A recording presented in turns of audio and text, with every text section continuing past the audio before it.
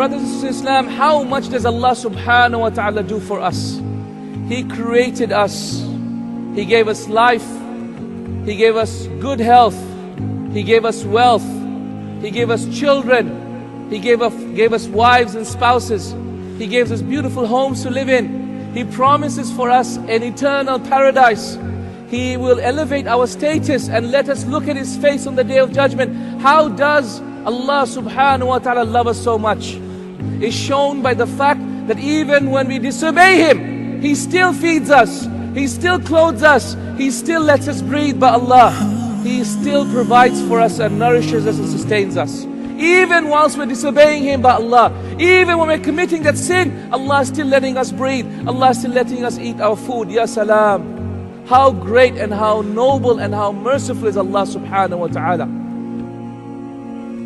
How is it so that Abu Bakr, as the Emir, as the head of a state, he would travel every day after Fajr to a blind elderly woman's house and clean her house, and prepare her children, tend to her animals, and yet she didn't even know who he was, who this man was.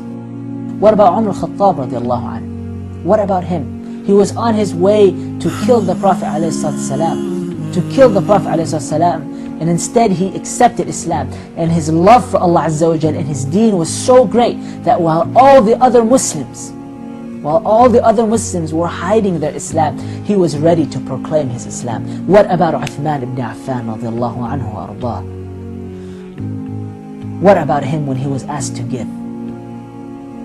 When he gave, my dear brothers and sisters, he gave from the best of what we had. Uthman ibn Affan, he gave the best of what he had in all of what he had, or as much as he could.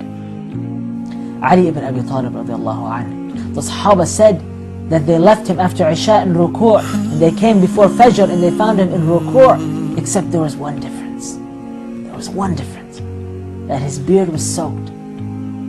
His beard was soaked and there was a puddle beneath him. Ya Allah, Ya Allah.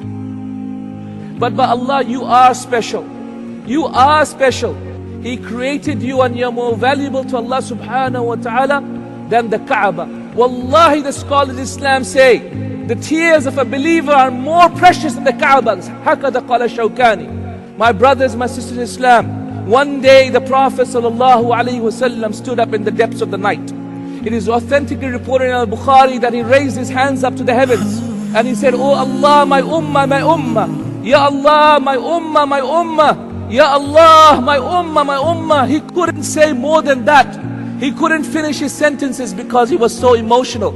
Until the night passed and the last third of the night came, until Fajr time came, and at that point Jibreel alayhi salatu wasalam came down and said, Ya Muhammad sallallahu alayhi wasallam, Allah has sent me and said, Ya Muhammad, your Lord will not disappoint you regarding your ummah. Your Lord will not disappoint you regarding your ummah. The question is, brothers and sisters in Islam, are we going to disappoint our Prophet ﷺ?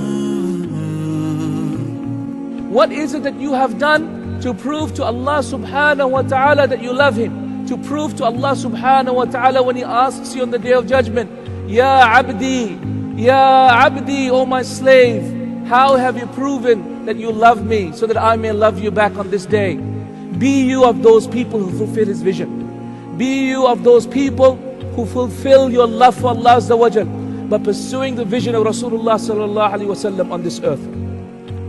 Ask yourself, do you love Allah?